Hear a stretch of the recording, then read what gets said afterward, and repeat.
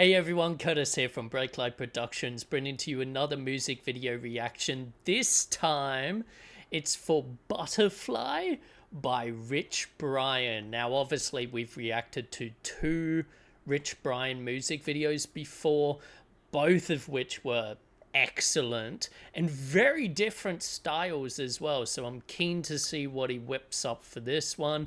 Let's jump on into it.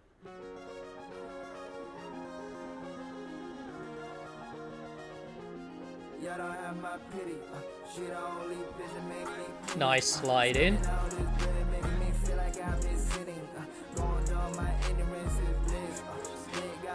Oh, damn. Those like special effects makeup look great.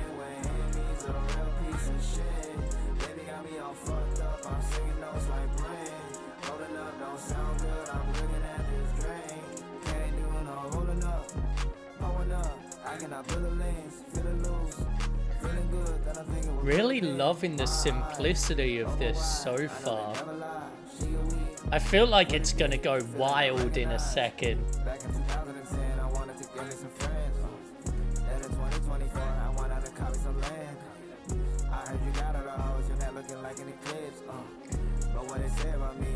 Got everyone bopping.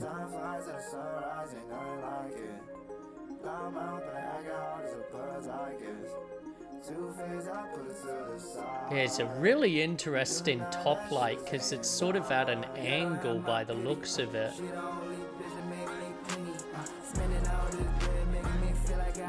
Hell yeah. Ah, cool. Nice strobe in.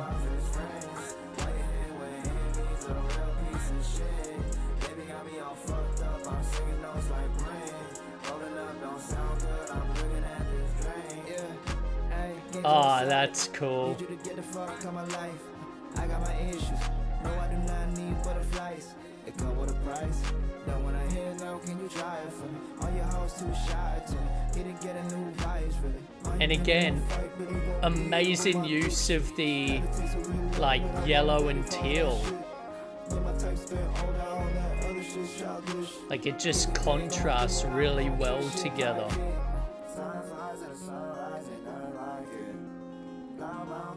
That's cool.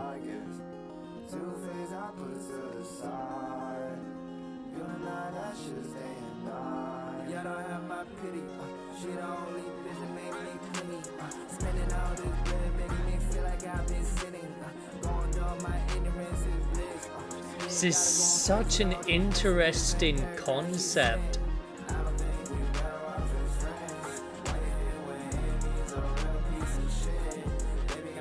That's cool.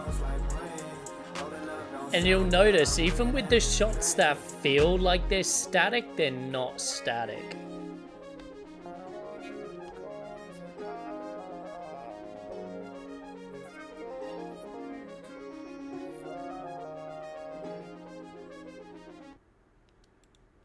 Awesome.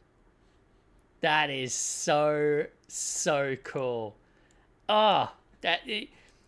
3 for 3 in all honesty. I like every single one of these music videos is so different. Yeah, it's just wow. It's like with The Warning as well. I would say they're a great example of this as well, where like every music video just feels completely different. Like it may as well be like an entirely different artist, but it's the fact that it's the same artist that, yeah, just the level of creativity. And because I know people like, look, the reality is that you know, most of the time an artist works with different creative directors throughout their career or whatever, right? But the thing is, like, a client, or even if the artist like doesn't have say themselves, they'll have an agent or a record label who does. And it's really like, it's really foreign to essentially, as a creative director, not have any like sway from the artist or the record label or whatever. Like typically when, so take for example the jobs I get, right? I'll often go to a client and they will say, this is what we want. Even if they don't have a record label or an agent or anything like that controlling them from behind the scenes, they'll be like, this is what we want. And usually, like, usually it's something they've already done and they want to play it safe, you know, especially like if the genre they play in has certain like you know, themes and tropes.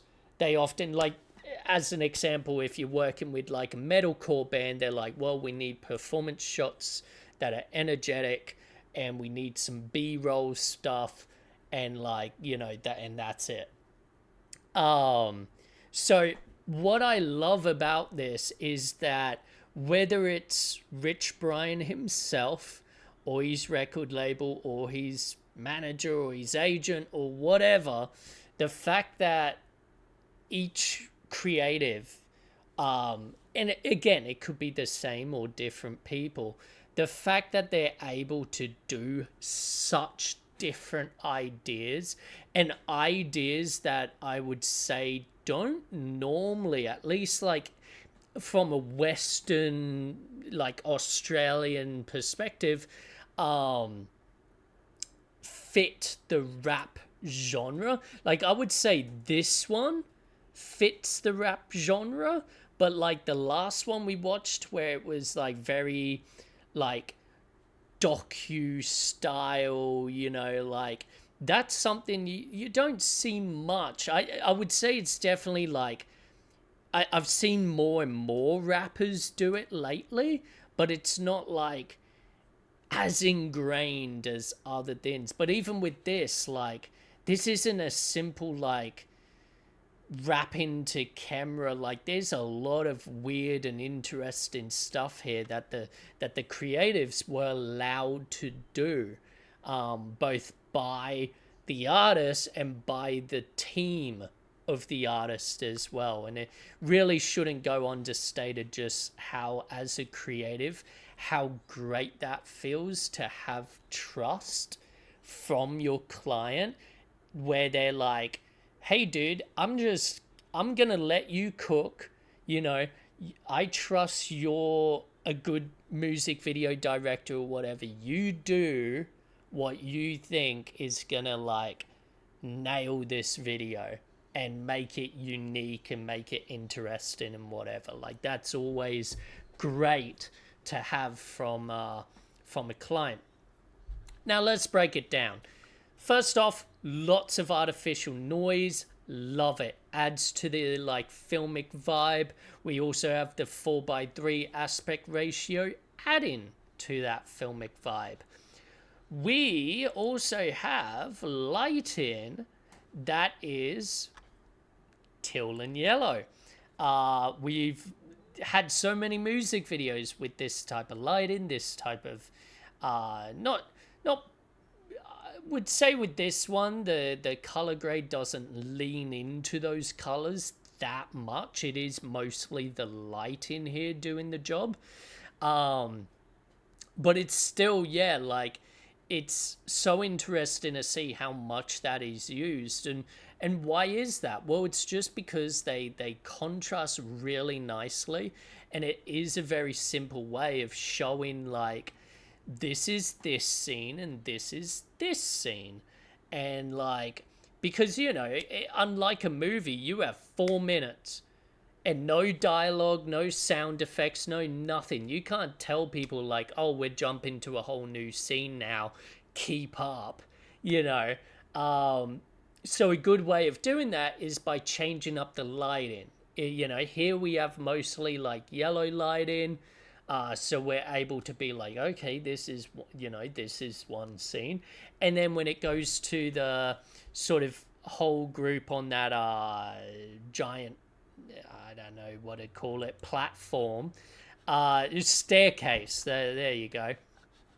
Um, it's going way more like bluish teal. It's cold, all of this, I would say, also is on the same set. You could sort of see that it's the same lighting setup and everything. It's just a different color temperature, which, again, really great. The benefits of working on a set. You can easily change the look of things like that. Um, I also love the shots where it's sort of just a spotlight or torch pointed straight at the person against the wall. Fucking great. And like, but also, just a note, if you're doing horror movies, really effective way of doing horror. Like, I don't see nearly enough, even with like found footage movies. I don't see nearly enough people utilizing the fact of like, oh, we're walking through the dark or whatever, but we're gonna have the torch, you know, on the camera, and then so if it turns around and there's something there, you're gonna see it. Like, not as many found footage films do that as you would expect. Like, they often try and light things with ambient like lighting or sort of practicals or whatever that are in the room, but it don't work. Or at least to me, it's not as scary as having it sort of done like this. um the yellow room is interesting. It is, and like, I want to say it's the same as the blue as well, where it is like top lighting, but it's at a really interesting angle. It's not just directly above. It's also like, it's more so at like slight angles, and I feel like we do sort of see that a bit. When it goes to the wider shots, you can actually sort of see, like, I presume, tube lights along the roof on both left and right hand sides. So yeah, that's really interesting. Um, Obviously, they've got some strobing in there as well. Super simple. You can hook that up to an app or whatever, depending on, the type of light you're using. Otherwise, a dimmer board or just flicking a light switch on and off works, in all honesty. So, I will just quickly say, why would you bother if you had the tech, right? Why bother putting a dimmer board into a light if you could just flick a light switch on and off, on and off, on and off? Well, the thing is, when we turn a light switch on, we're sending a sudden current of energy to that light source. That's why, and this is what it leads into, it can break the bulb. The bulb can short circuit, wires can short circuit.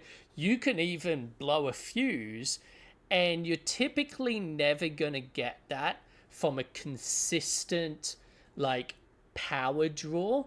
It's when you suddenly flick on something that's the most likely, because you get that sudden power surge. That's when it's most likely to, pop. So that's why you would hook it up to a dimmer board, just as an example, because, that dimmer board, so long as you don't turn it off entirely, that's going to be feeding a consistent, like, wave of electricity through to that light. So it's like you're raising it up and down, but it's not a sudden, like, going from 0 to 100 of, electricity. So that's why you would sort of, if you have that technology, why you would sort of, still use it, even if you could just, use a light switch. It's also why you shouldn't, if you have like lights, like the ones that are on me right now, why you shouldn't just flick them like continuously off and on, off and on, off and on. Like, just if you know you're going to use it again in 5 minutes, just dim it. Some of them have a power saving thing, so without turning it off, I can just flick a button and it'll like, it turns off the light, but the actual like I'll reword that. It turns off the luminance, but the actual light itself is still on. It's still running. Because again, every time you turn something on and off, you're giving it that sudden jolt. And every piece of technology only has so many like jolts in it before it's going to break. That's just how technology is. It's no different to, like, there's no difference in whether that's a computer, a light, a camera, whatever. So yeah, really interesting there. I love the like TV shots. I think that's really creepy as well, and the fact that they've got him like sort of with the camera on the TV, and we actually see it from it sort of a third perspective of like him actually like working with the TV. I think that's a great touch as well. It's just, yeah, all in all, it's beautiful. I love all the wacky character designs, and it's just like straight away you're like, it adds interest because you're like, what the hell is happening in this music video? And like, it grabs your attention, it pulls you in because of that. Again, like, if you don't get people's attention in the first 10 seconds, you're done. They're gonna keep scrolling, they're gonna forget to come back to your music video, and you've lost them. So the biggest thing you can do is grab their attention by doing something wacky, and in this case, it's having all these creative characters all there just vibing to the music and stuff like that. Is, yeah, so cool. But yeah, thank you for recommending this music video. Be sure to like, comment, and subscribe, and I'll see you in the next one. Ciao.